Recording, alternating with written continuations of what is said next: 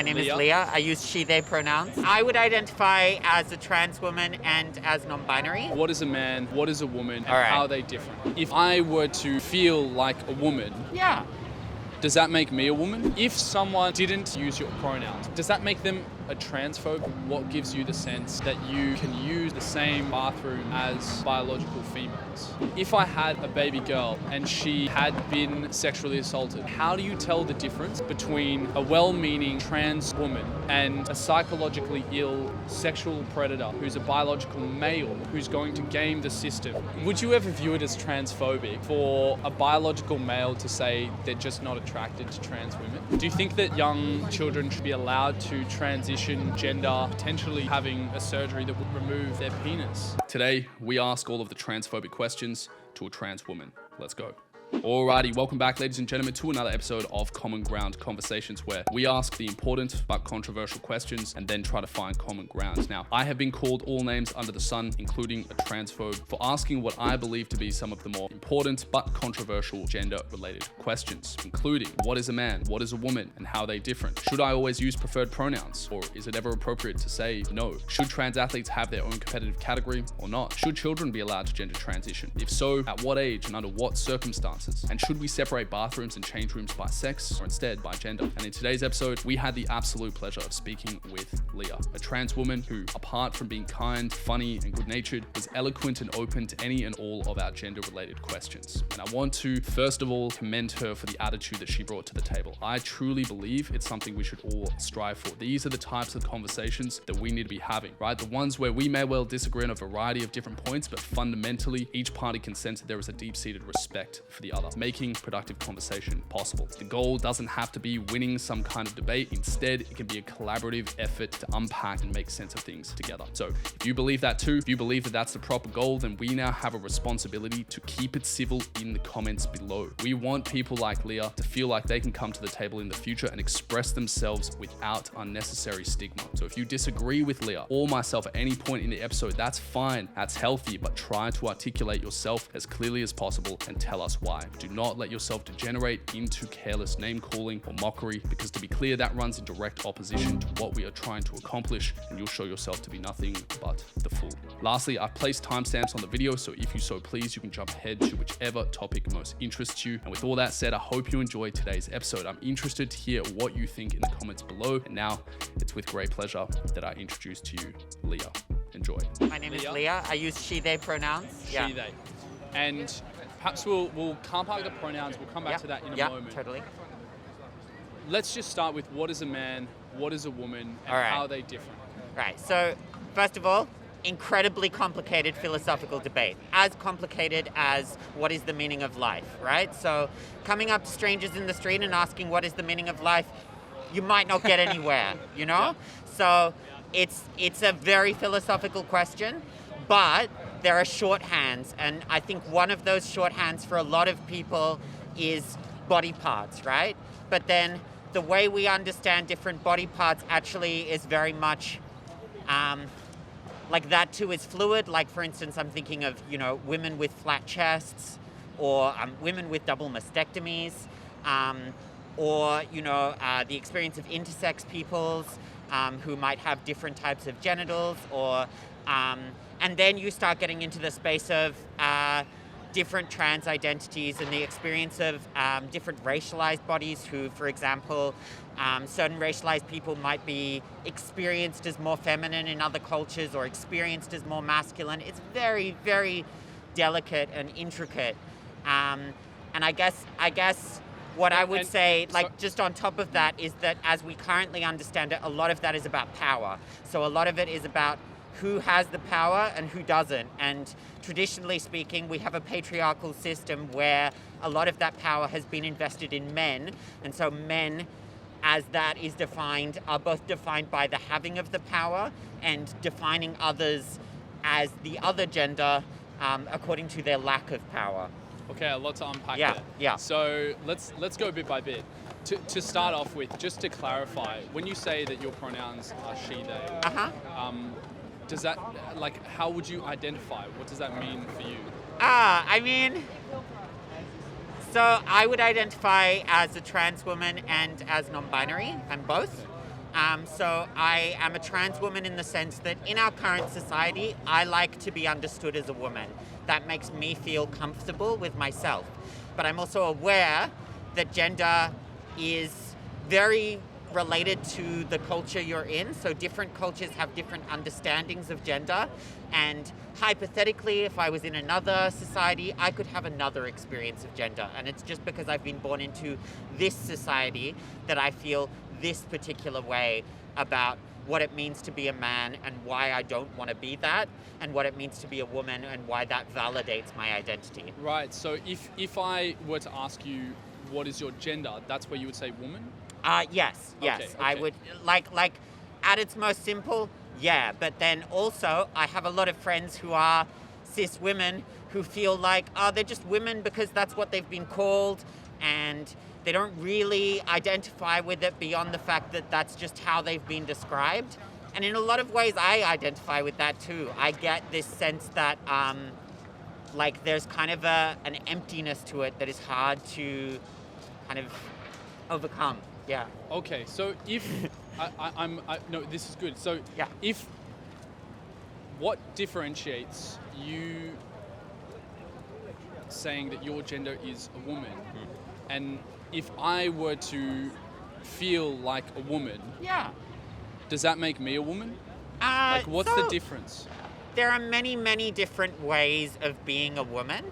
And I guess that the thing would be that applies to trans people, but it also applies to cis people. And there are instances where women do not behave as women. And for the sake of, for example, like if you're a Fortune Top 500 CEO, yeah, you're a woman, but your behaviors might be mostly patriarchal. And in Or masculine? Yeah, I guess. Or like, it's tricky to put words to, but like, I guess. Or more, I guess more I would. male typical? Yeah, I would That'd be say another way that like a lot of these things about genders are about a set of behaviors and a set of performances. And so The in idea the sense, is this Butler inspired? yeah, sure. okay. Like Gender is roughly, performative. I would align with that, and I would say that if you identify as a woman, then that's great. You start to accrue those behaviors. As you accrue those behaviors, you start to be treated in a different way, and then you start to gain the experience of womanhood. And for me, a lot of those behaviors I had as a very young child, and I was treated in a certain way, and then coming out in my mid-20s and coming to a trans identity was actually about coming to a language to describe those experiences that I'd already had as a younger person. Yeah, before we go back to what is a man and what is a woman, I'm curious as to those personal experiences. Yeah. Like, at what point did you have some kind of realization that your gender? I'm still. Yeah. I mean, that's another thing that I want to get clear on. What Yeah. exactly is gender? Yeah. But what does that kind of personal journey look like for you? Were there particular experiences that you remember and can put your finger on? Oh, hell It's like, yeah. Yeah. I mean, Tell me a bit about them. for me, I think that a lot of what it meant to, because I experienced a lot of harassment at school for the way I expressed my gender, and I think that a lot of For what reason? I was called gay. I was called a fat. I was sexualized by older men. I was like there was a lot of attention to me, assuming that I was this, that, or the other, and not letting me define myself. Did you ever think that you were like, if you don't mind yeah, me asking, like, are absolutely. you attracted to males or females? I'm attracted. Oh, that's so complicated. Or both? Or Still figuring out? I'm like quite attracted to femme presenting, very boy behaving people. So like I identify as a lesbian, and I would say that Sorry, you lost me there. So, outwardly feminine, yep. behavior is quite masculine. Okay. Yeah. Okay. But I also I'm quite like Outwardly, I'm dykey. okay, which is why okay, lesbian. Yeah. So, okay. Did you ever think that you were, in other people calling you these names when you were younger? Did you ever think that like, were you a feminine Oh yeah, boy really, as a really kid? feminine. And Yeah. did you ever think that you were just a feminine boy as opposed to a trans woman? I think there was very little space for that, and I think that like for example, I see discussions around femboy now, and the space that is made for femboy in our current kind of I'm understanding. unfamiliar with that term. Can you tell me? Look, it's like for Gen Z people, there are more spaces to occupy as a kind of feminine masked Boy? figure, Right, or okay, as a femboy. okay, yep. And, you know, I won't get into that too much, but that just wasn't available in the way that, for example, for women, tomboy was available. And for women, wearing pants was normal, but for men, wearing dresses wasn't normal. And so there's this, like, gender ambivalence for women that men just seem really rigid and really, like unable to move around. Interesting. Yeah. Okay. So at what point did you know that you weren't? Yeah. You know, at what point did you? Is it a knowing or is it a deciding to not be a feminine boy and instead identify as a trans woman? Yeah, so I think what happened was I was starting to associate with some people who were younger than me, who I was in my mid-20s, and they had a lot less internalized homophobia. They had just a much more open-minded understanding of gender, and as I spent time with them, and I actually went clubbing with them, I kind of had space to express myself in a way that I hadn't kind of understood before. And then especially as I started dancing actually more and more, it was in that space of embodiment that I really started to kind of get to know my body. And as I got to know my body, I was feeling really confused, and for a while I identified as purely non-binary, and then came this kind of desire for We both just dodged a bullet. yeah, like a desire for, I guess, I had a lot of envy towards like teenage girls that was really confusing me, and it was going on for quite a long time, and then like I kind of slowly realized how much I had yearned for that as a teenager and how kind of tricky that was for me. Did you ever, like, I'm interested in what kind of support structures you had as a kid, right? Like, was there anyone who, you mentioned your friends. Yeah. And feeling as though you were kind of liberated in their presence. Yeah. Was there ever anyone, whether it was your parents, teacher, counselor, anyone that you felt like you could explore this with in a safe way that wasn't your close friendship group? Like yes and no. I think the thing is that like a lot of them didn't have the language either, so they might have been relatively supportive, but still there was like very little public discussion about trans issues at that time, and it was kind of like this forbidden secret. And especially as someone who wasn't attracted to men, there was this really prevalent notion that if you're a trans woman, you're attracted to men, and that's how it goes. And so in my head, I had my first romantic experiences with women, and then I kind of blocked out that whole question because I was like, because attracted to women, therefore must be man. And it took me a while it took me like, I saw ContraPoints, who's a really prolific trans YouTuber, talking about a trans lesbian experience, and that started to kind of get things ticking. And Right. I was like, How old were you at this point? 25, yeah. 25, Or okay. 20, maybe a bit younger, like 24, 23, but yeah. Okay, so let's come back to what is a man, what is actually before we touch on what is a man, what is a woman, let's unpack the term gender. Yep. So what in your eyes, what is gender? Because I've heard, my sense is people use gender in a variety of different ways. What I've been doing is trying to be more specific around, am I talking about gender identity or gender expression? Yeah. But okay. What do you have a definition for gender and gender identity and gender expression? How are they different? I think it's really nebula. And I think especially when you come into queer spaces, like it's just all over the place and very mystical. Okay. And the like cluster yes, the technical term. Yes, okay. like a nebula, like stars. Okay. Nebulous. All right. Yeah, and I guess personally, I would like to move to a place where we don't have as much gender.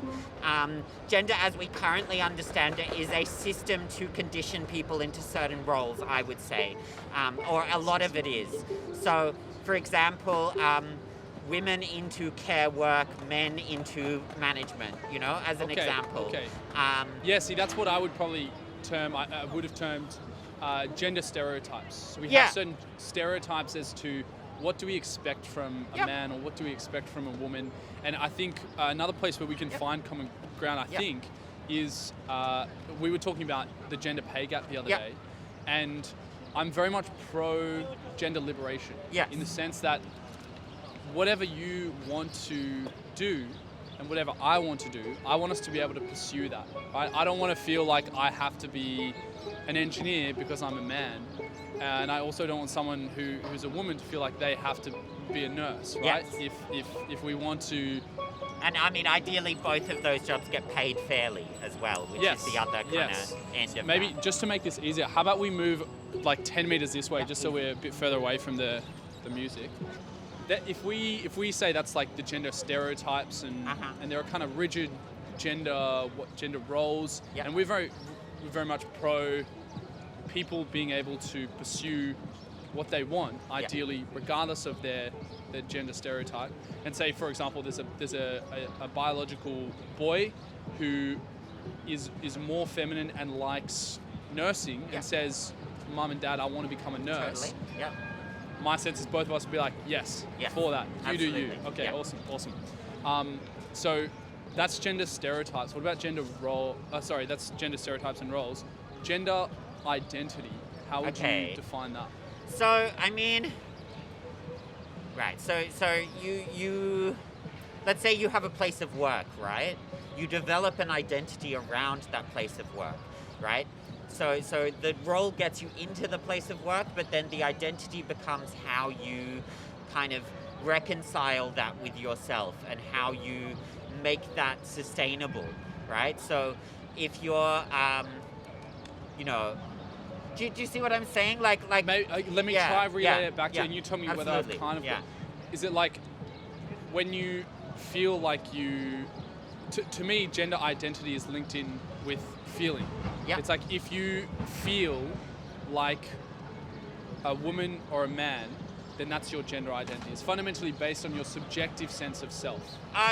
Yeah, but for example, if you're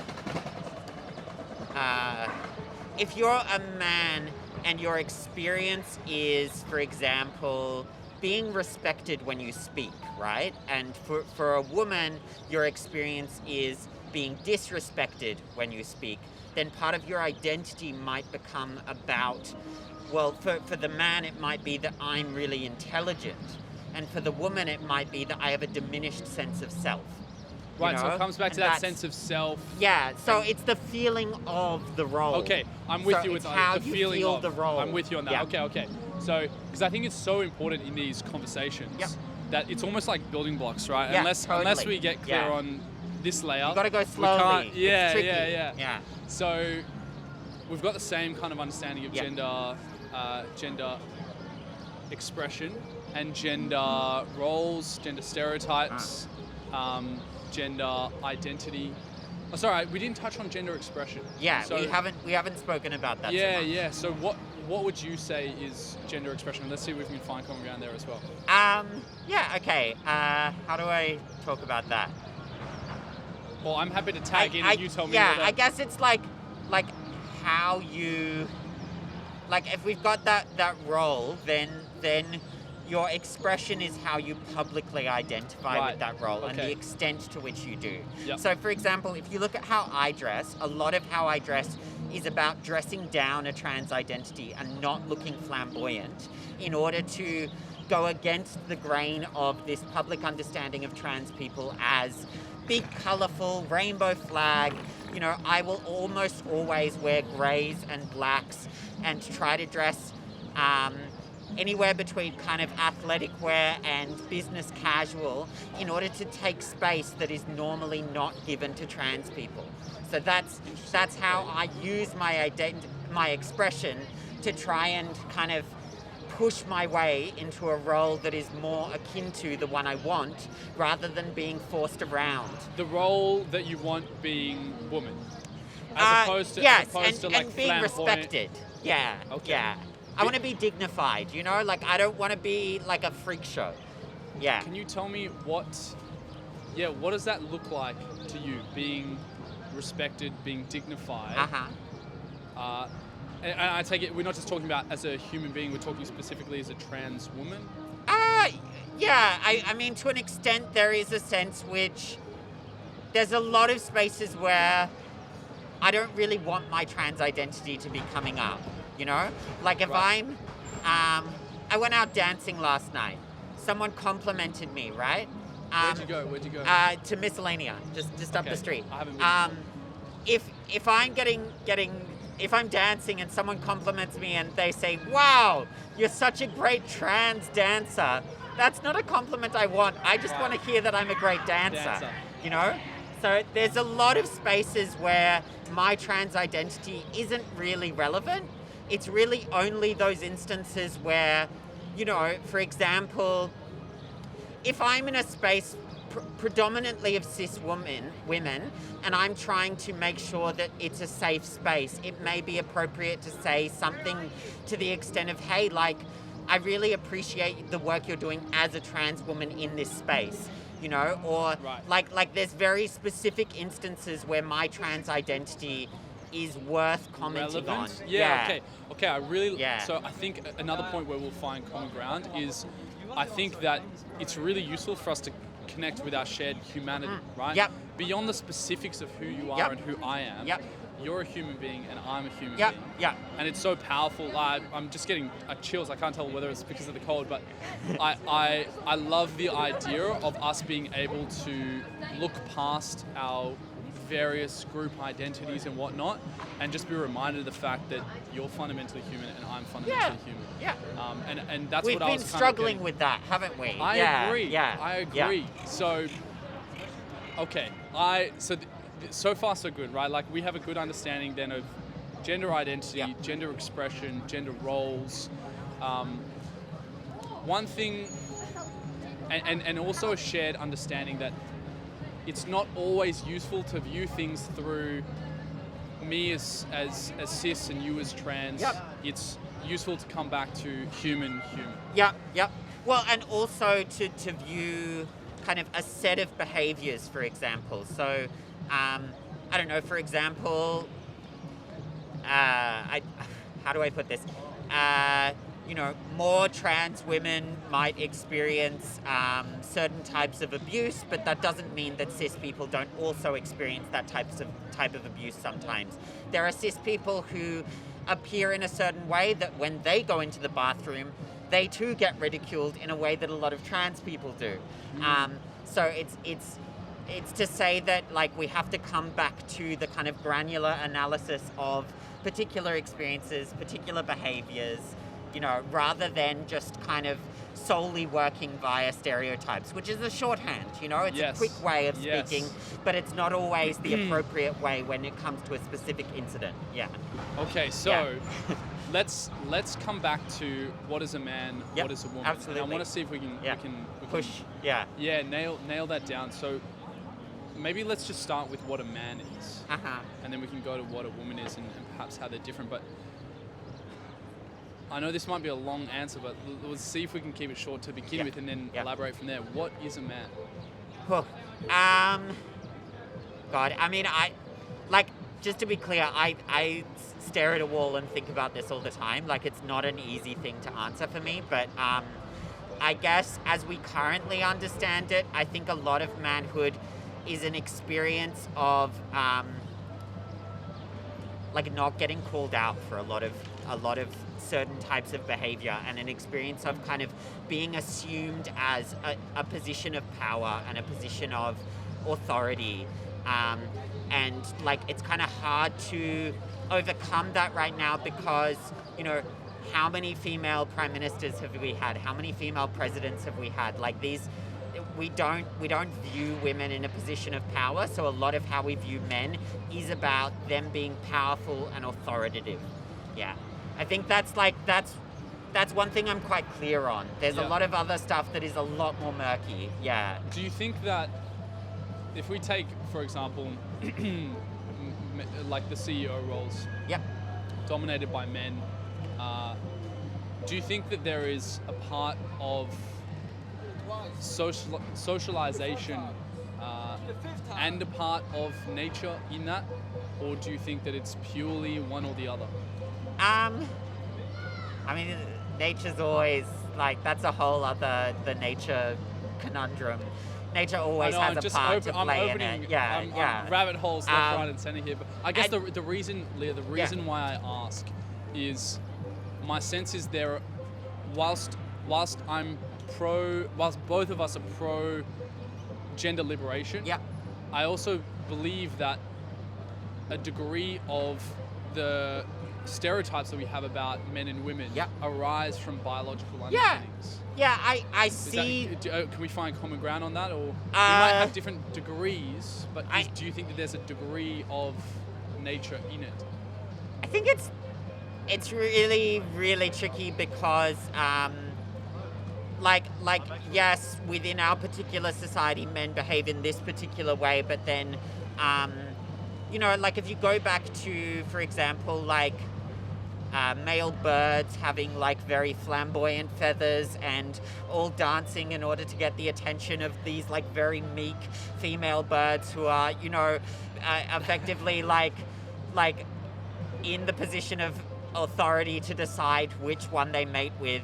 Like, that is a very different understanding of manhood to the one we're living within. Okay, so I want to push that back on that a little bit, because I actually think that we're still quite similar to that, in the sense that if you take the flamboyant dancing and you turn it into the Lambo, the Rolex, the whatnot, exactly, and then women are still, or perhaps I'll say biological females are still the ones that select for biological males disproportionately, as opposed to it being the other way around. So as in, biological females are much more selective with their mates compared to biological males. So in terms of like reproductive power, that's where it's the females that have the power, similar to with the birds, whereas the birds choosing. And just an interesting stat to share with you. I was looking into kind of going deeper on this, and something that came up for me was the percentage of males compared to females who swipe yes on dating apps. What, just out of, like, roughly, what do you think the yes rate is for females? There's a huge discrepancy. It's wild. Yeah. What do you think? If you had to guess. I would say we're talking like maybe 5 to 95 kind of vibes. Pretty close. So females, it was 5%, or 3 to 5%, something like that.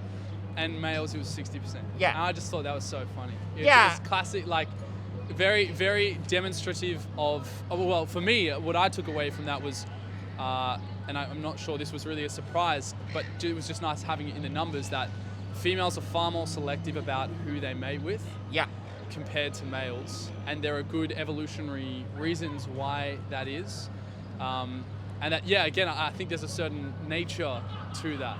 That isn't just socialization. I guess the two things I'd say, the first thing I'd say is that there's a lot of different ways that can manifest, and they can look very different to how we currently understand those dynamics. So just because that's the case doesn't mean that you couldn't get an instance where, I don't know, I can't think of an example off the top of my head, but it's just, you know, that can look a lot of different ways, and we've seen it through culture in a lot of different ways. The second thing I'd say, hang on, just give me 1 second, is that just because that's like a broad generalization doesn't mean there's like not huge variation within that broad generalization, and that there's a lot more complexity to bird life than I'm giving it credit for right now, for example. But I certainly know, I mean, there are going to be some males who are far more selective than what is typical, and some females who will be far less selective than what is typical. So that was what is a man. What is a woman? I mean... And sorry, follow-up question for you. What is a woman? And then also, what is a trans woman? right? Is there a distinction to be Yeah. made there in your eyes? I guess, what is womanhood to me? Again, like a very esoteric question. What I find to be womanhood, a lot of it I associate with my mother. And I think about how much I've come into, like, being a trans person, so much of it has been about mothering other younger trans people into their identity and taking on kind of like maternal roles. When you say mothering other young trans people. Yeah, this is a very common thing. Yeah, like older can you trans people parent younger trans people. Walk me through that. Because Yep. yeah, because I'm so curious. What does Yep. that look like? How does it develop? How do you connect with them? What kind of relationship Great is book it? about this detransition baby that just came out last year. But I think Perhaps we'll pop it up on the screen. Yeah, for yeah, people who are absolutely. interested. Detransition baby. yeah.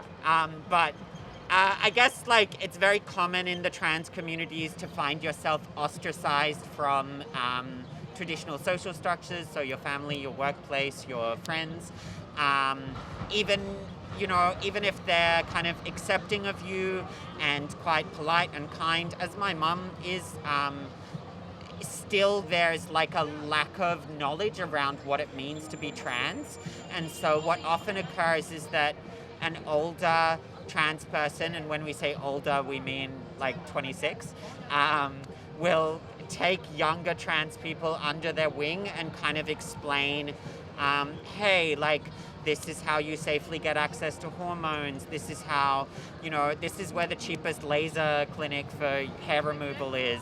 And then much more complicated things like, let's talk about unlearning misogyny, and let's talk about kind of how to code in particular ways your gender so that you remain safe, and then like really simple stuff like, hey, I don't have a job right now because no one will accept me as a trans person. Can you feed me today? Yes.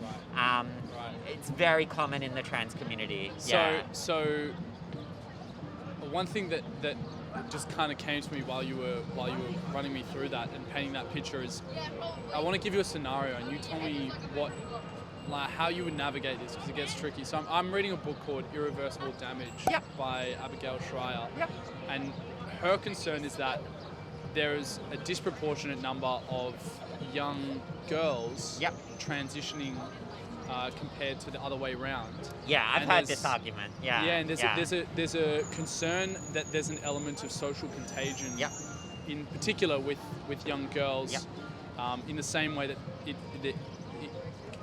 things like anorexia and bulimia can form in clusters, social clusters. And I was reading one of the stories in there, and it was to do with how the parents might want one thing for the kid, school might want something else, and then a trans kind of mentor or guide might want something else for them, or provide them with support in a different way that might conflict with a parent. And it gets very tricky very quickly. Absolutely. So for let's say we've got a young person who's 15, 16, and they are questioning their identity, and they're beginning to think that they might be trans. And we'll just say it's a young biological female who thinks that they might in fact be a man. And access to something like testosterone.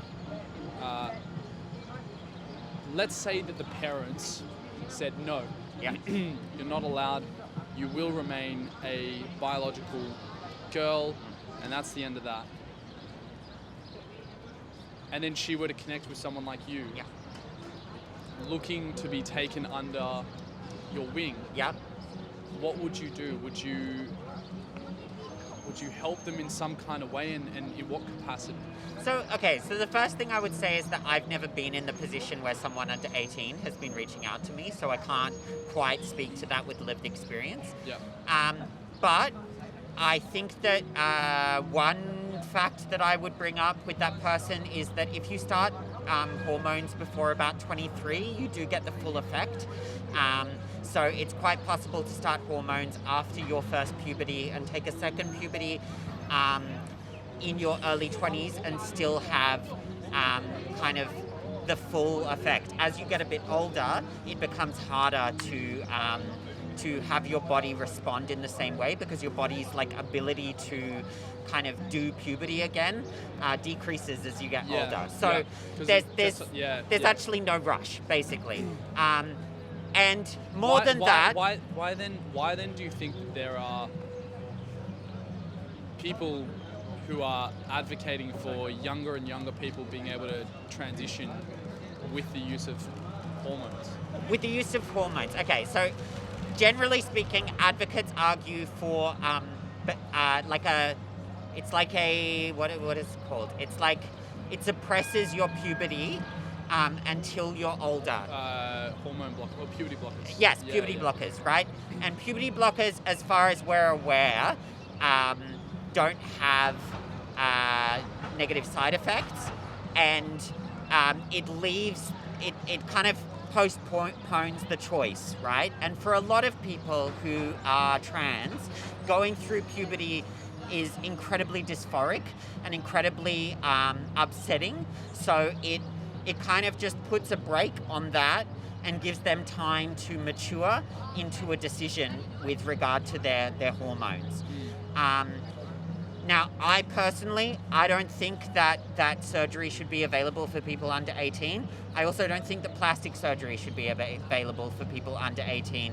And I think that generally what we should be moving toward is a society that accepts gender deviance and different bodies rather than a society that encourages people to get surgery to change their bodies to move into certain expressions. Okay, I think we're going to find some common ground here as well, because like my sense is, and I want you to kind of point out where you think I might misstep here, but my sense is, how do you tell the difference between a masculine biological female and a masculine biological female and a trans man, right? Or vice versa. Yeah. A feminine biological male. Yeah. And a trans woman. Yeah, it's really confusing, and I think part of the problem is that there is so much stigma on being trans and so much pressure to be cis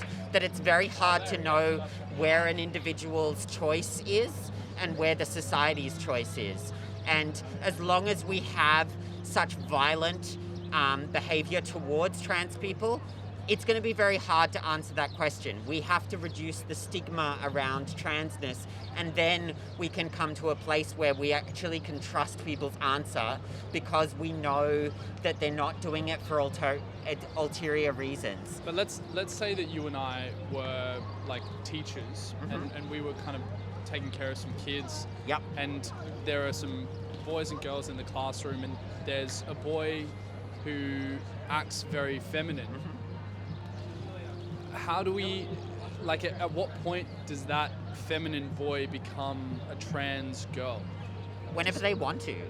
Like, it's kind of up to them, and also at that point, like, if this person is asking you to call them a woman and use she, her pronouns, but they're really not, like, they're having their own journey with it, but they're not, like, I don't know, like, it's just not that big a deal. Like, if you tell me that you want to be referred to as Mr. Robot and that you're actually an android, like, yeah, okay, that's a bit kooky, but you're not doing anything to me that is really, like, challenging me in any way. So I'm kind of like, okay, I'll call you Mr. Robot and you're an android. Let's go. Okay, like, so I think this is going to be a good segue into pronouns. Just quickly to kind of tie that example up, do you think that young children should be allowed to, like, do you think that they should have their gender identity affirmed and they should be allowed to transition gender when they're, you know, that young, like 6, 7, 8? If the boy comes to the class and says, I'm a girl and my pronouns are she, her. I think some people feel it that young. And like, if you feel it that young and you really just feel that way, then yeah, like I think you should be supported in that, and it's fine. And one and, last and one, like sorry. I guess the thing would be like, okay, maybe your view of your gender changes as you get older, and you should be supported then too. Like it's pretty straightforward to my mind. Yeah. Before we then jump into the pronouns, let's say, because I'm also interested in like what's the role of the state and what's the role of the parents. So let's say that you were teaching my kid in a classroom, and my kid said, hypothetically, it was a boy. My kid says, teacher, I want to be a girl. Yep. And then when they were to come home to me, I said to them, no, you're a boy. You can be feminine, but you're a boy. And I'll continue to use he, him pronouns with you.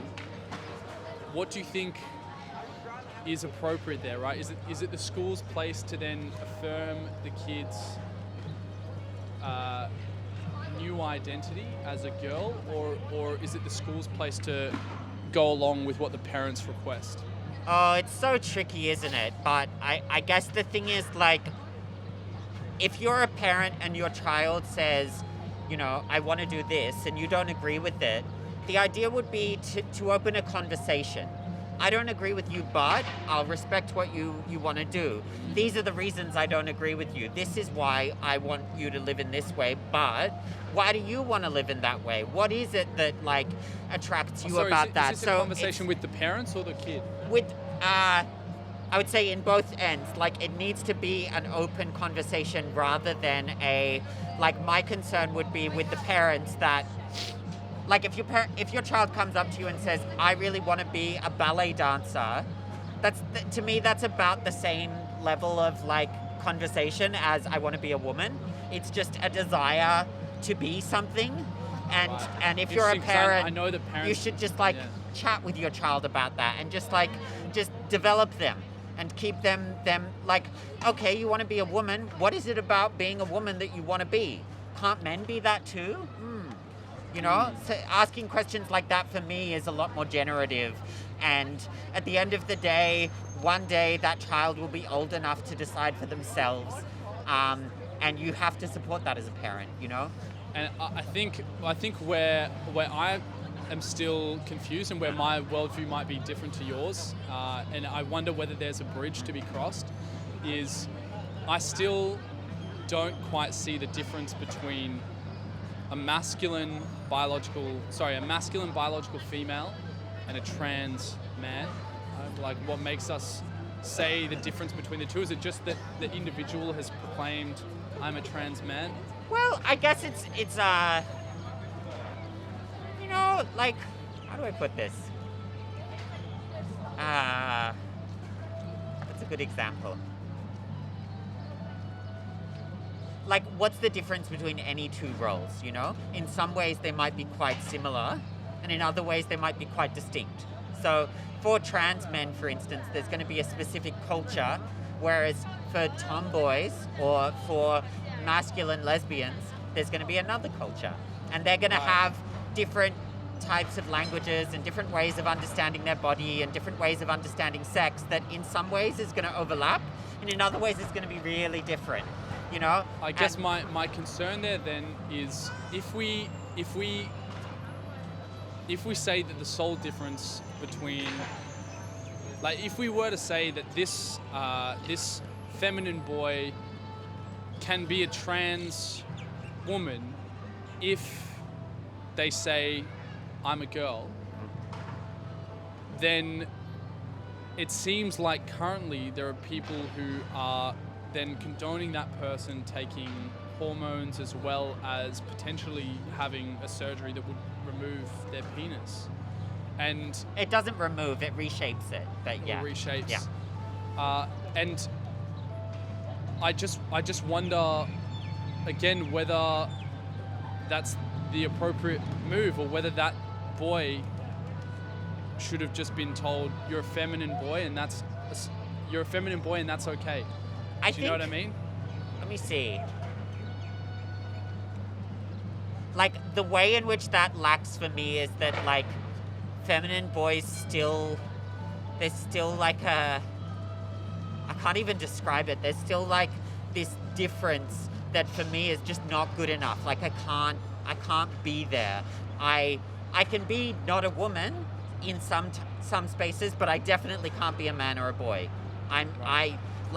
If I'm identified in that way, that's really uncomfortable for me, and that's really not a space I want to be in.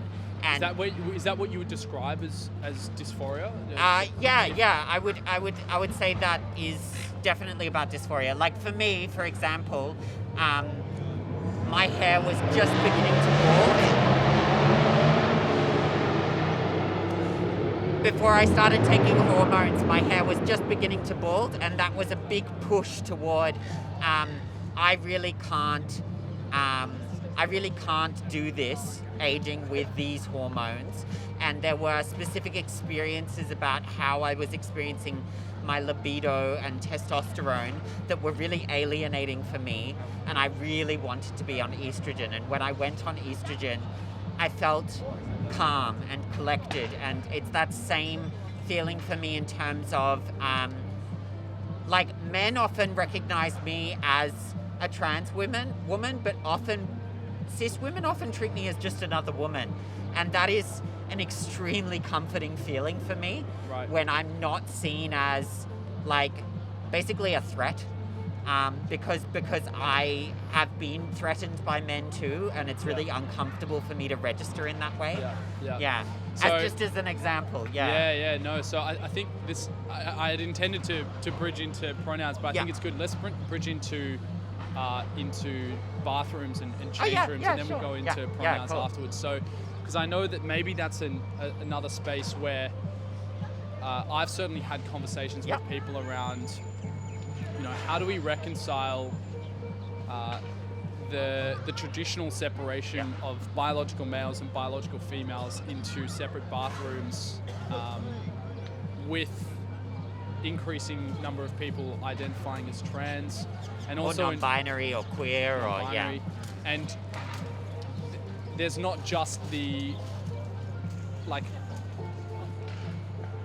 for me, I obviously want to maximize safety is my main concern, but also a sense of ease, ideally as well. Like you were just talking about dysphoria. Ideally, we have a situation where you don't feel that. Whatever situation you're in, I suppose. And so my sense is, how then do we do that, given all of those variables? And traditionally, what I'm aware of is that a disproportionate number I'll backpedal. I'll give you a little bit of context. I'm concerned about sexual assault against biological females. And I know that they're disproportionately committed by males. I believe it's 97%, something like that. And whilst a large majority of those instances take place in residential settings by people who know the person, known to the victim, there's also a substantial number that are not in residential settings and who are committed by people who are not known to the victim. So one way that I think that we've evolved or decided over time as a society, one way to try and minimize the number of sexual assault cases or instances committed by biological males against biological females is asking the question, where are biological females at their most vulnerable? And then is there a way that we can make them less vulnerable? And I think one of the instances has been change rooms, where we've decided, okay, we're going to have a space where biological females, when they're at their most vulnerable, one of their most vulnerable, are separate. Bathrooms, not change rooms, just to... Change rooms? No, I was talking about change rooms. Okay. Yeah. Maybe we can draw a distinction there as well with bathroom, but let's say change rooms for the moment. So I'm thinking like essentially a place where someone has to be naked. So say a change room where you're like, let's just for simplicity. I just haven't seen gendered change rooms in a long time. Like if I go to Savers, like swimming pool. That's Okay, fair. But we can Yeah. we can run the same thought experiment in Yeah, other situations yeah. in a moment too. I guess it's one of those instances where it can get so complex if we go general. So I Yeah. try and go Yeah. specific and then Yeah. work outwards. So in an instance like that, I understand why we've separated the biological sexes. But then now the question is also, is there, given that there are trans people who would feel uncomfortable using sex-separated bathrooms, is there a better solution to what we currently have, given that some people, myself included, I don't feel comfortable with gender identity separated change rooms. Yeah. So what's I mean, I'm just interested to hear your thoughts on that. So for me, I think the first thing is to say that like a lot of trans people I know feel really uncomfortable in a lot of public spaces. So a lot of people who are trans don't go to the gym because they feel uncomfortable in a heavily gendered space like that, or don't go swimming because they feel really embarrassed about the possibility of someone seeing their body in a particular way. And so, you know, what I hear from the bathroom argument is a big hypothetical. What if trans women used, or like what if men used the label of trans women to get in women's bathrooms and do sexual assaults? If men wanted to go into bathrooms and do sexual assaults, they'd just do it.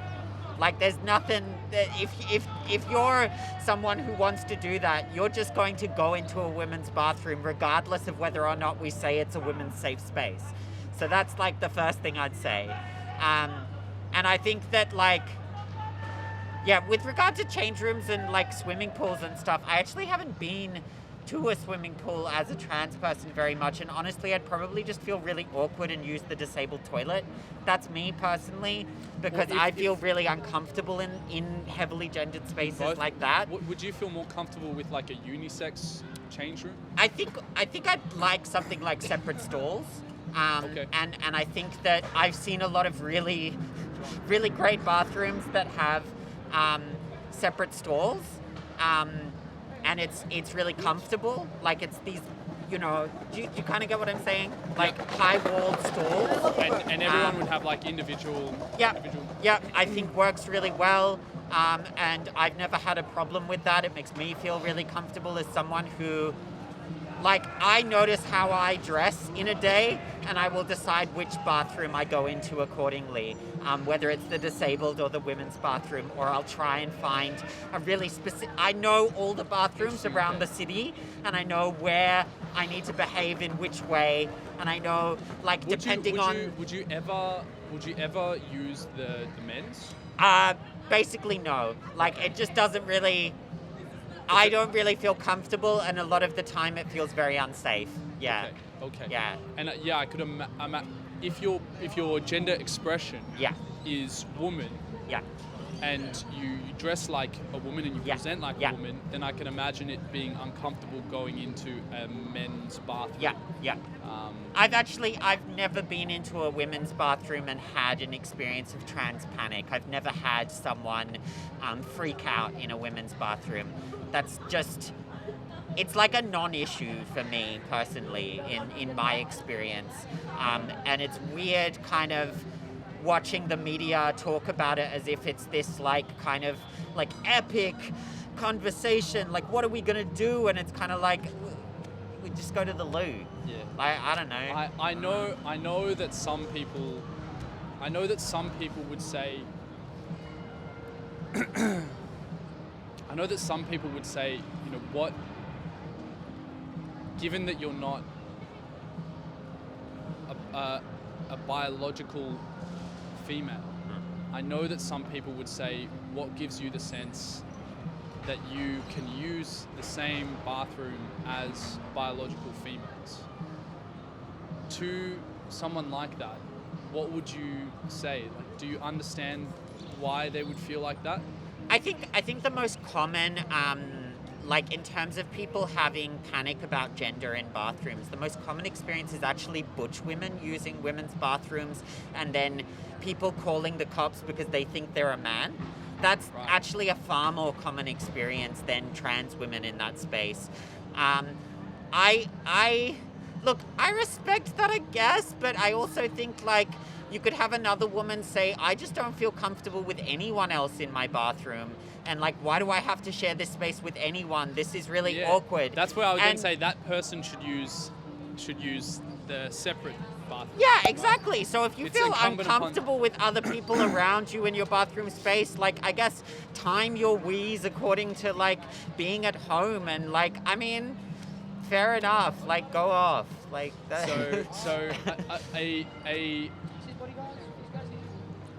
let's say I want to paint a picture, and I want to unpack this with you. So let's say that like I have sisters, and I plan on having plenty of kids in the future as well. Yeah. And if I had a baby girl and she had been, God forbid, if she had been sexually assaulted Yep.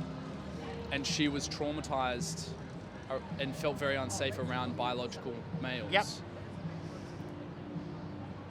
And I know this is a very niche scenario, and perhaps we don't have to go that far, but I understand why someone in that situation would feel uncomfortable with another biological male now being allowed or kind of socially permitted I guess to use the same bathroom, whether that person is trans or not.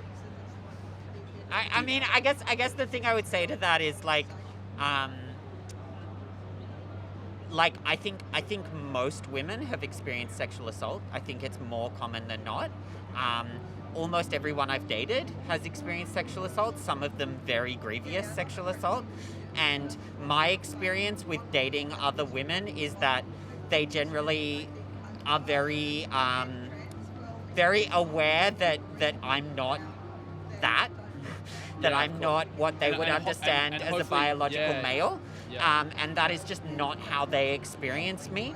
And I am very, very conscious of that as something that I have to be kind of continually working through. I have to be aware of. I have to be present with the possibility that people will have that experience.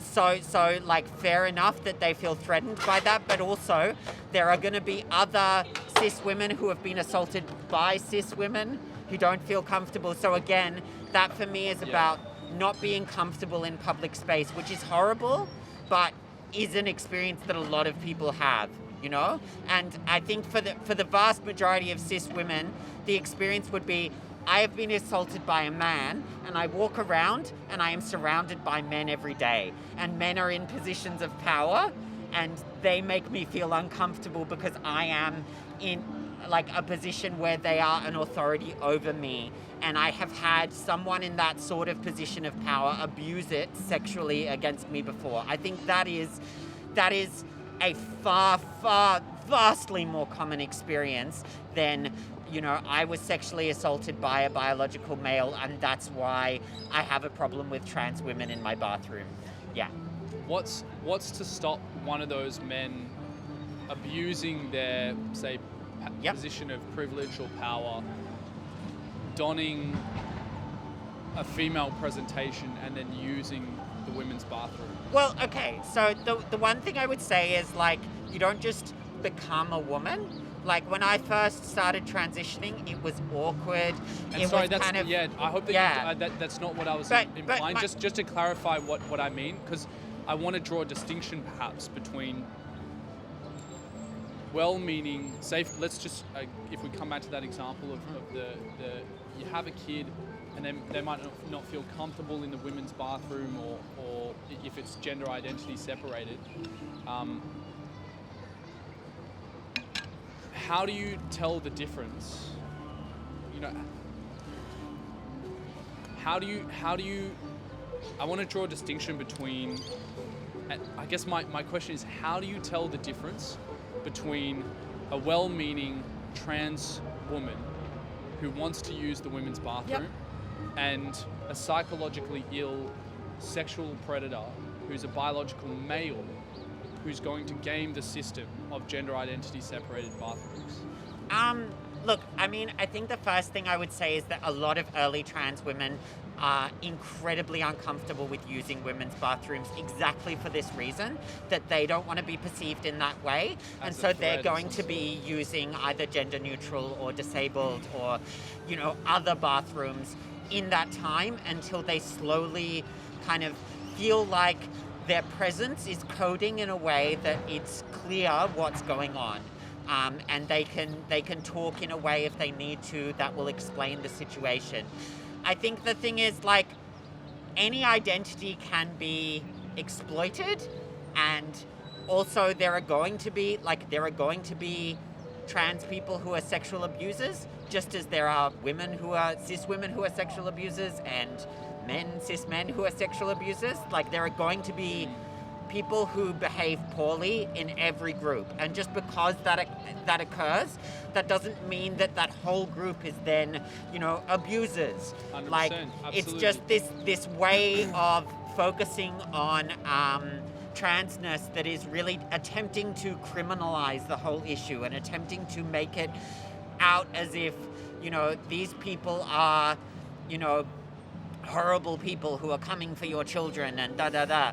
And, like, when actually we're just, like, so normal and boring and plain a lot of the time. And, you know, like, honestly, a lot of trans people just really would like to be at a point where they can have kids and they can just, like, parent and be, like, the plainest nobodies they can possibly be. That would be really lovely for a lot of trans life. people. Yeah. Just, like, not in some queer bubble or anything like that, but just, like, raising a kid and living a normal life and working like a normal job. I think a lot of trans people would really like that. Yeah. So, my sense is, just to kind of wrap up this bathroom talk, and then we can move on to pronouns. My sense is, by the way, thank you so much for taking this amount of time, and I really appreciate the attitude with which you come into the conversation. My sense at the moment with bathrooms and change rooms as well is, I think, personally my position, but I'm open to being swayed, I think we should keep them sex separated. I also think, though, that we should ensure that anyone who doesn't feel comfortable in sex separated bathrooms or change rooms has easy access to a space where they do feel comfortable, whether that's like single cubicles, or single change rooms, or a unisex change room. I'm not quite sure. What do you think about that? Do you think that that's the appropriate way forward, or do you think that gender identity separated change rooms is a better solution? Look, I think it's workable, and, like, I can live with that. With which one? With mine? With what you just described. I guess the point would be, as we come to a place where we understand that trans people are actually trans men are as much of a man as cis men are, right? And in another way, cis men aren't actually that much of a man. And these categories just don't mean as much as, like, just, you know, people are just trying to be humans and be themselves. And it's just not that big a deal. And if we get to that place with trans people where, okay, this person's got some gender deviant things going on, but, like, whatever, they're a nice enough person and they're just trying to get changed in order to go swimming, like, I don't really care. Like, that's where we need to get to, ideally. And I think that would really benefit a lot of people. And there's a lot of different types of bodies that would benefit from that sort of, like, it's okay, like, just indifference, you know? Yeah. Yeah, right. Pronouns. Yes, okay. I just need to send a quick text, if that's okay. Of course, go for it. Pronouns. You said that yours were she, they. they. So, can you tell me a little bit about, I guess, when did you choose those pronouns? And what do they mean for you?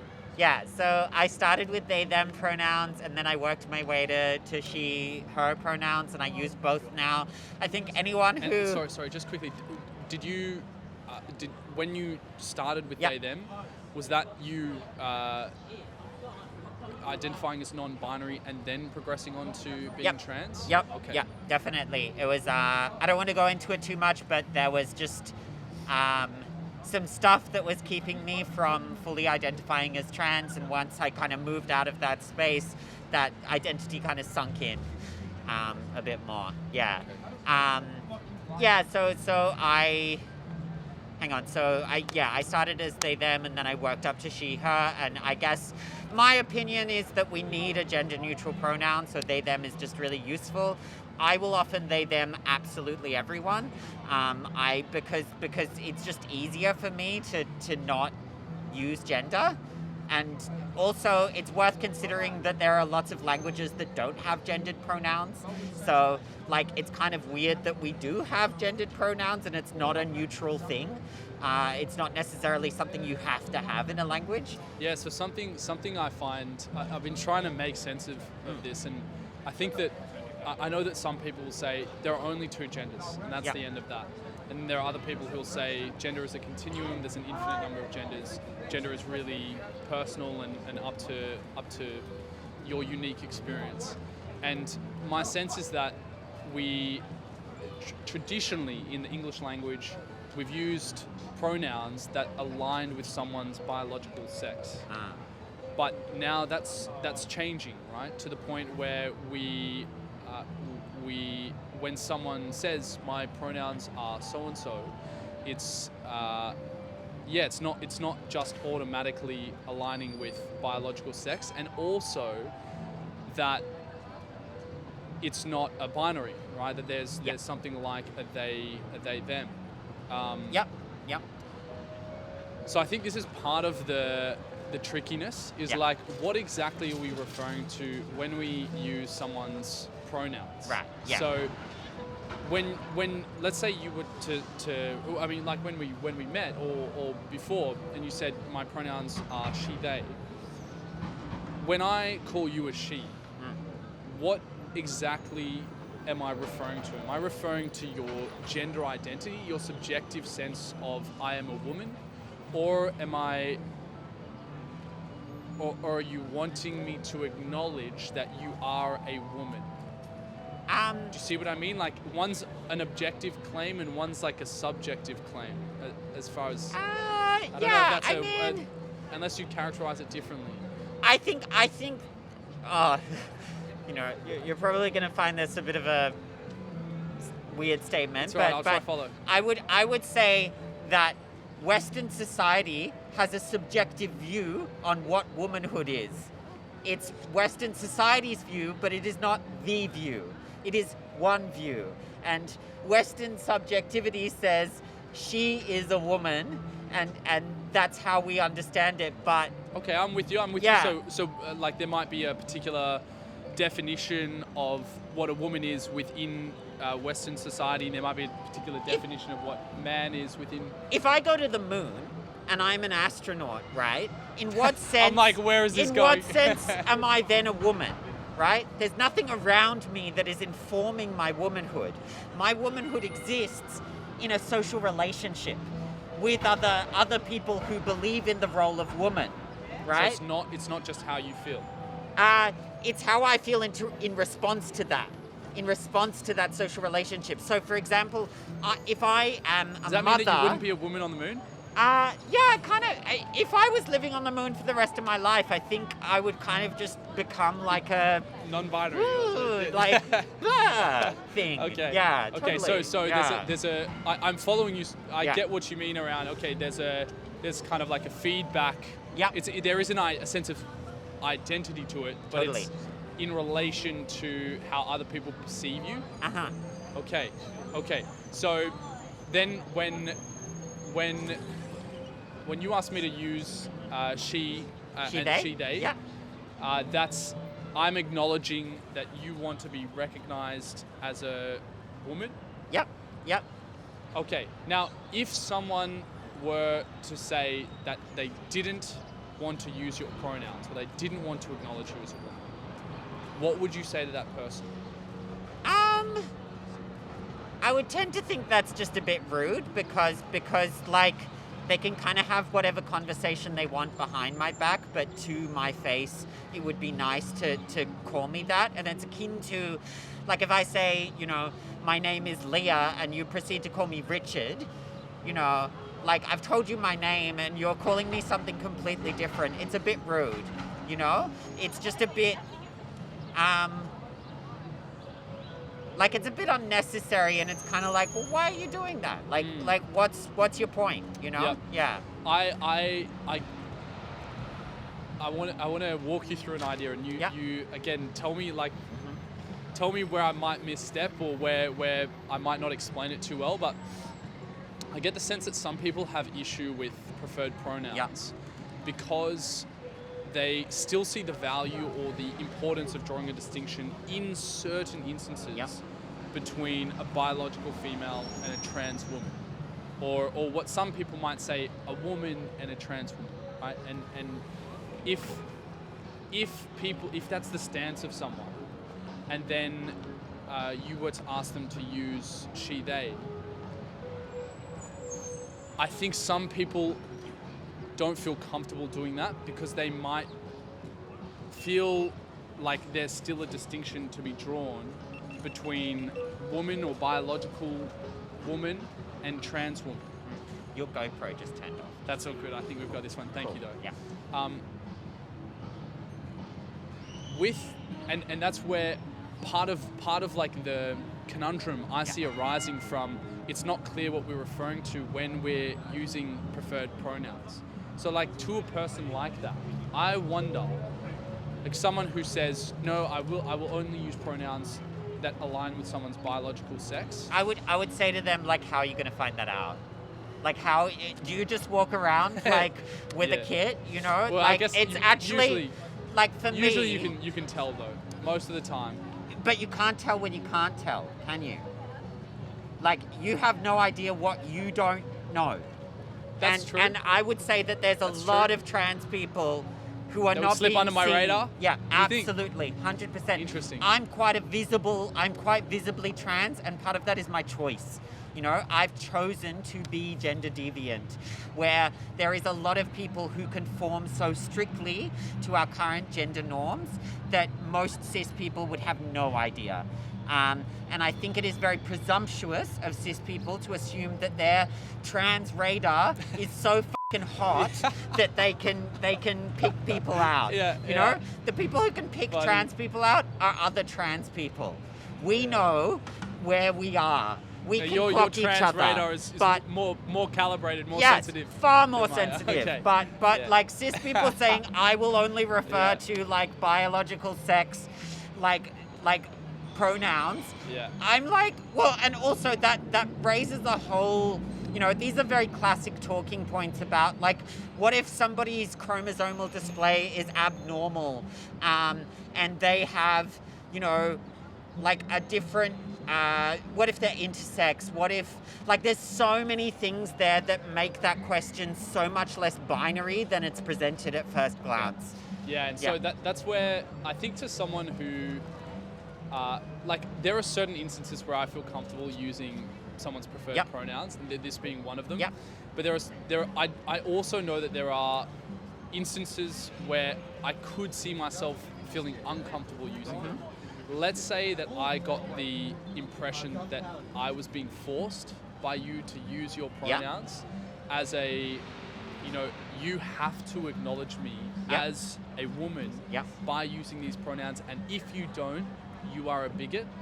If I felt pressured like that, I would be less likely, and I would certainly feel more comfortable. I would almost go so far as to say I wouldn't use your preferred pronouns, but because I felt like it was a respectful, these are my preferred pronouns and this is what I would like you to use, that's where I'm like, I'm more than happy to use them. So that for me comes back to, like, there are going to be trans people who are assholes, And that's just normal. There were going to be people of every group who abuse their identity for their own gain, who don't, educate themselves very well, who are mean and cruel and nasty. That's normal. That's humanity, right? So, like, if they're being forceful, I felt it's like actually... that's just like a quote that has to be put somewhere. That was so Like- eloquently put. Like, if they're being forceful, it's got nothing to do with their pronouns. It's got to do with them being forceful. So it's actually like about how they behave rather than the object they're behaving around. The object itself, about pronouns, much of a muchness. That's how I feel. Yeah. And that's where I think as well, to people who might say, no, I will not use preferred pronouns, or no, I will not, I will only use someone's pronouns that align with their sex. That's where I would say, well, if by using someone's pronouns, you are acknowledging their gender identity, their subjective sense of I am a woman, I am a man, whatnot. That's where I wonder if they viewed it like that, whether they would feel more comfortable using someone's preferred pronouns if it were laid out like that.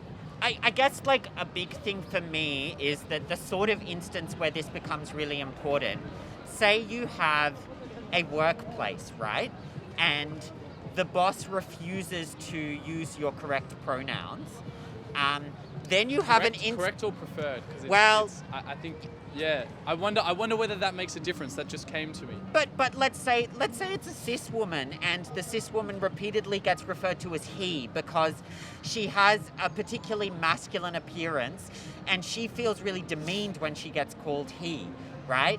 That is an instance where, by using the wrong pronouns, you're actually pushing someone out of the space. You're making them uncomfortable in this particular space and eroding their safety, right? And so, regardless of what you think about whether their pronouns are right or not... When you say they're eroding their safety, do you think that... what came to me was like, do you think that speech can be violent in that sense? Yeah. I mean, yes. Yes, it can. And we know this because, like, we have so much cultural debate about, say, the N-word or the R-word, or, like, these slur words that are these spaces in which certain communities fight for a type of understanding and respect, and for their own kind of claiming of that word where other people shouldn't use that word. And I guess like it always, that word always, how do I put this? It's attached to a larger social behavior. So it's never, there's no instance where this word doesn't attach to real world violence. So the person who is being constantly called, a bitch, for example, is also being violently abused or has been violently abused in the past, and that's why that word has such power. And so it always connects to a material impact. And thus, like, when you say, like, can words be violent? Well, they refer to violence, and they in that way connect you to a feeling of violence. I think I get what you mean. So I want to try and pull that to a specific. Yep. Let's say that you told me, let's run like an alternate reality here, and say that you told me that your pronouns were she, they, and I said no, and I were to refer to you as a he. Yep. Would you consider that to be, first question, would you consider it to be violence? And two, what do you think should happen in an instance like that? Like, is the person who rejects the preferred pronouns to be socially reprimanded? Should the law step in? Unpack that with me. So there's this term called a microaggression, and that means like a small moment that refers to a larger form of violence, right? So in that moment, what I would be thinking is, hey, I don't want to talk to this person anymore, right? So by being chill with my pronouns, you allowed me to be here and to have this conversation. Without that, I would be going against the grain, and I would have to face a level of violence in my head that makes it hard for me to have the conversation. I've done it before because I like to have tricky conversations, but it's the sort of feeling where I come out of that conversation and I get a sinking feeling in my gut and I feel like shit, right? It's tax. Yeah, it's taxing. Cup full, yeah, right? And yeah. the broader impact of that taxing nature is that then I notice that, trans people aren't in all of these spaces, and I don't feel like my identity is understood. And then when I do experience explicit violence, I don't feel like there is any understanding of why that might occur or any compassion for my experience. And it kind of leaves you in this place where you're very isolated. And, no one is making efforts to make sure that type of really explicit physical violence no longer occurs to you because they're not listening to you in other spaces. And so you're not even capable of coming here, speaking to this microphone and saying, well, actually, like, trans people do get bashed and trans people do get abandoned by their families and so on and so forth. Do you see what I'm saying? Yeah. I think I get part of what you're saying. So if we bring it back to that scenario again where if you were to have someone who rejected your preferred pronouns, one, it sounds like you would just think, okay, well, I'm not going to engage with this person. Does that make them a transphobe if they don't use your preferred pronouns? Look, personally, I think that everyone has transphobia within them, including trans people. We all internalize transphobia because we are in a society that represses trans people, right? So as a trans person, you then have to put in a lot of effort and work to unlearn that internalized transphobia. And in that moment, that person was expressing something transphobic.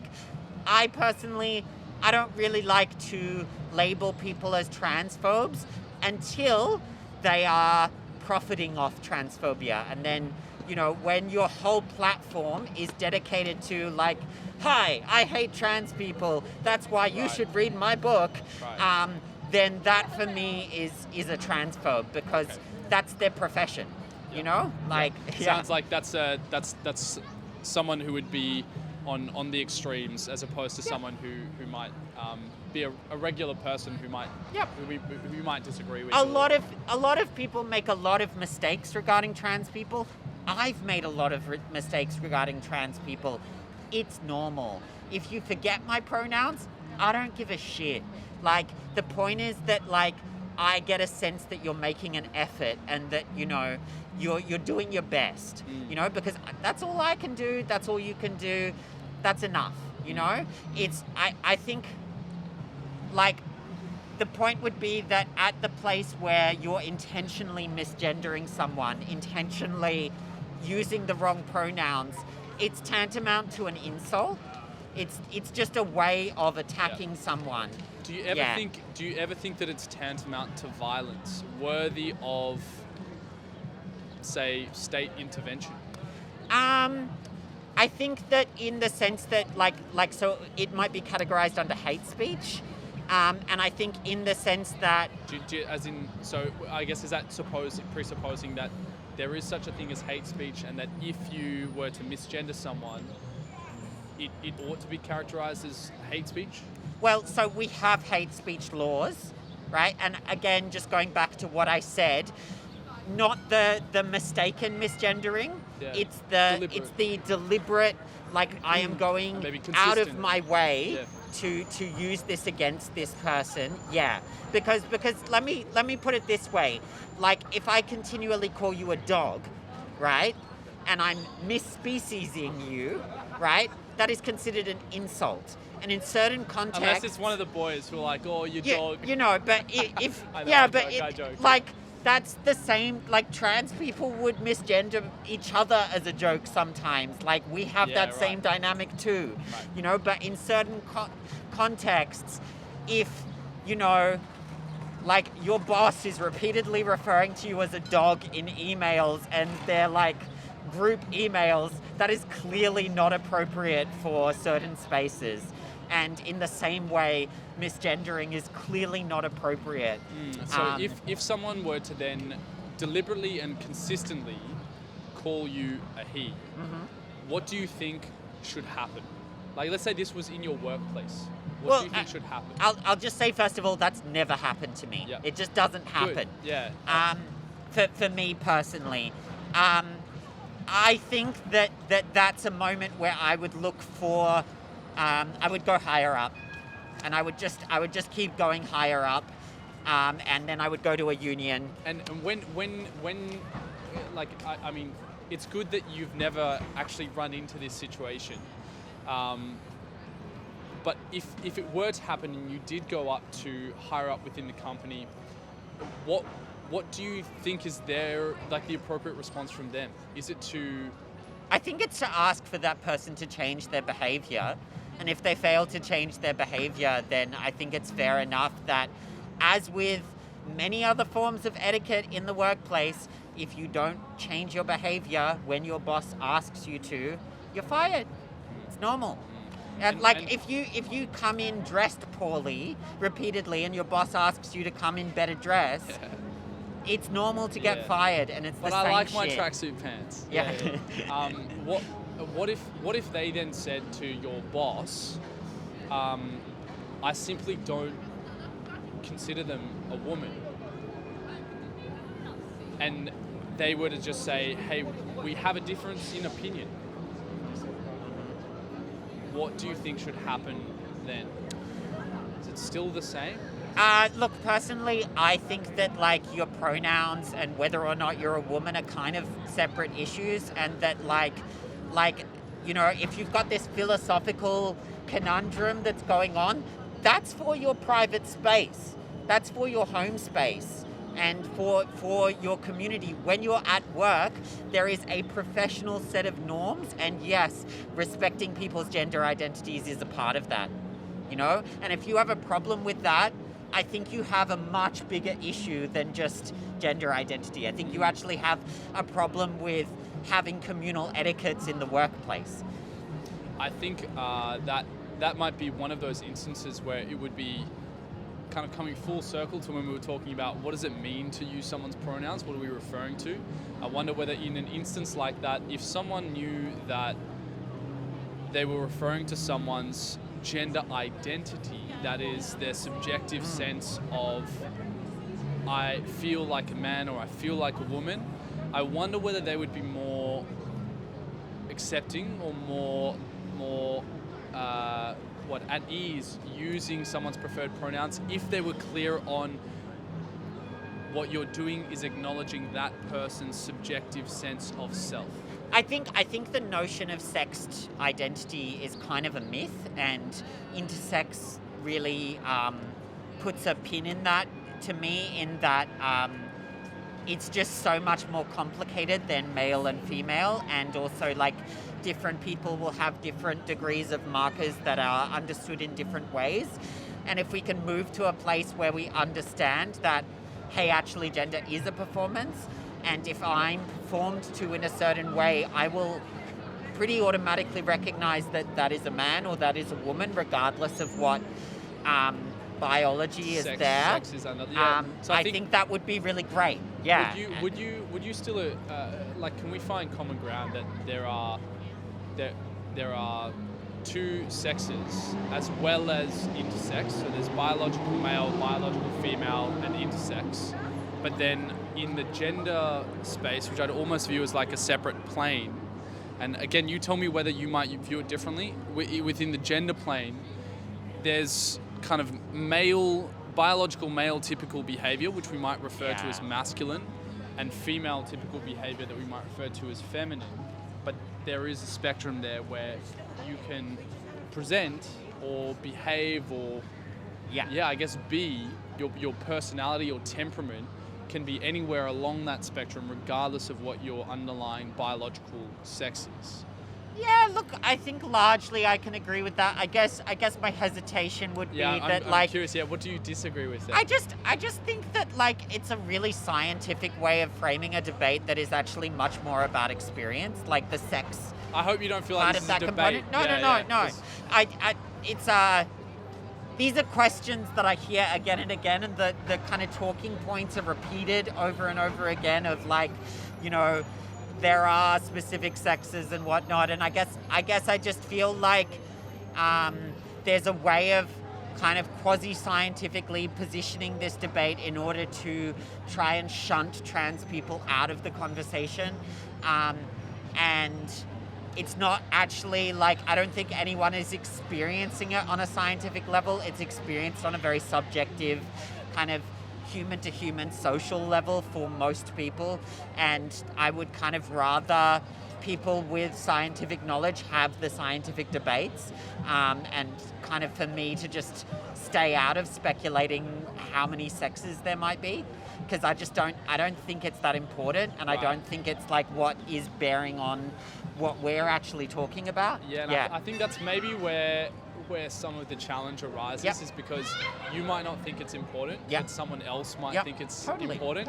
And then if those two people come to the table and it's like one thinks something is important, the other doesn't, it's like it's almost no room to Yeah. interface. Yeah. But I think that's where we've done a pretty good job Yeah, here of, yeah, no, I've enjoyed of it. building Yeah. building the different, like, Yeah. I guess taking all the Lego blocks and like building bit by bit. So I mean, we've covered what is a man, what is a woman. We've covered I guess Bathrooms and bathrooms, change rooms. rooms, pronouns. Is there anything? I know I asked you this before, but is there any? Because I just really appreciate the attitude that you bring to the space. Is there anything that you think people might want to ask or might be curious about, or that isn't being spoken about, that we should have a conversation about? When you take estrogen, the way your penis works changes completely, and it is like effectively a different genital. The feminine penis is a real thing, and it changes how it feels. I've it never heard changes this before. how Tell me, yeah. it changes how it ejaculates. It changes how it functions in sex. It changes your libido. So this idea that it's just a man in a dress is just so naive to actually like the reality of trans people's sex lives, which are so much more nuanced and develop in kind of very different ways, basically. It's and the same is true for trans men and their experience with their genitals. Testosterone changes the way your genitals behave. And so like this notion that it will just be like having sex with a man in a dress is so kind of I don't know, it's so exciting when your genitals change as someone who's taken estrogen. It really misses all of the new questions that come out in that moment when you kind of experience that. Yeah. Right. That actually just made, like, it's funny how you can bring something up and it'll like spark a different part of my brain and something will come to me. Is it would you ever view it as transphobic for a biological male to say they're just not attracted to trans women? So I think again that they don't realize that they have been attracted to trans women in a lot of As instances. in their trans radar hasn't Yep. caught on. I would say that's one point. I also think there are so many cis men who will say they're not attracted to it and then jerk off to trans porn. It is beyond common.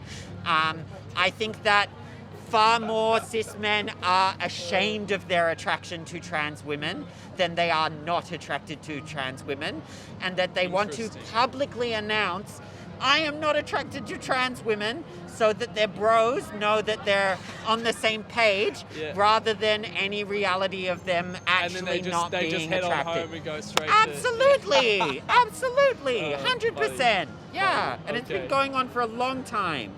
Yeah, no, like cis men love trans women's penises in their mouth, in their ass. They love it. Like, my absolutely. goodness. 100%.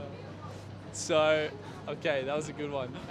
There was one other question that came to me before, but it's just that conversation is completely lost where I was going with that one. Okay, I think we did a really good job of covering this. No. It's been a joy. I might have to get going after the next question. Hey, But yeah. there was just one more, and okay. Yeah.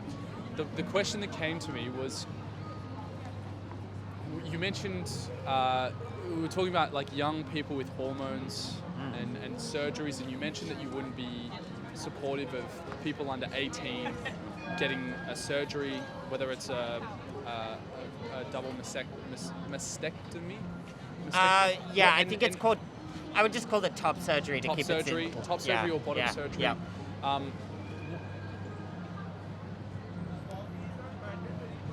If a parent was supportive of their child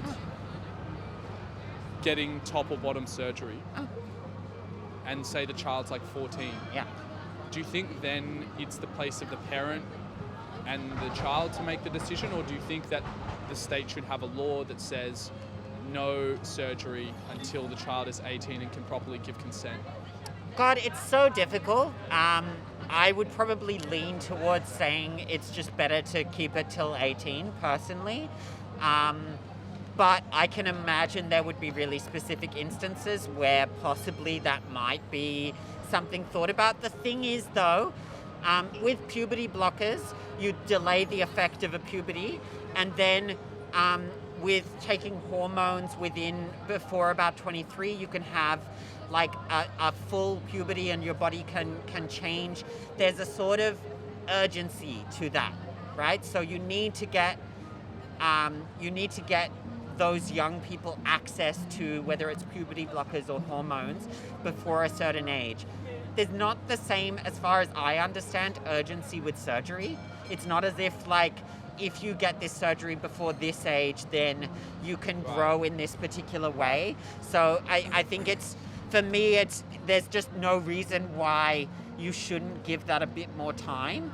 And also I would say that like, we need to, like the surrounding issue is that we need to work on creating spaces where people who are not gender normative still feel comfortable.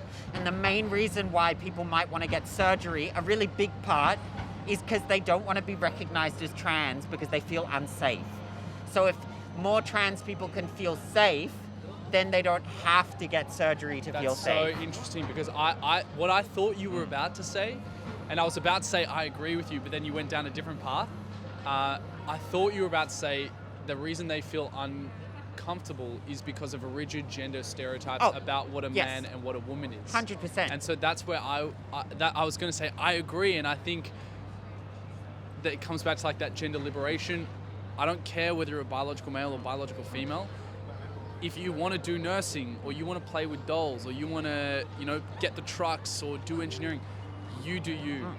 And I wonder if those gender stereotypes were less rigid, whether the prevalence of trans would be the same or whether it would drop. I wonder that all the time too. But the thing is that like, trans or not, then you have, well, if you got to that place, what if everybody was still experimenting with hormones? And like, what does it mean to experiment with hormones without having gendered association? And like, what does it mean to be able to decide your own hormones? That's a really fucking weird thing. And I grapple with that every day. Like, I have to decide where my hormone levels are rather than just have it happen. And that raises a really weird question about how do you make like that decision? Yeah, it's fucking weird. Like I imagine that you have like, do you have a doctor who gives you Yes. advice, but Yes. also there's a degree of personal choice? Yeah, and then also like there's a lack of research into the issue, so it's tricky, and different amounts of research land on different doctors' desks, and like it's very exhausting, honestly. Yeah. I imagine there's no really strong, clear consensus that a lot of the burden of making the call and doing the research lies with you. But I mean, that is part of a broader shift where, for example, What is the long-term effects of a society that has antidepressants, has Ritalin, has like all these forms, of like bodily and chemical manipulation, like what does it mean that we have those tools now, and how do we use them responsibly and ethically? Yeah.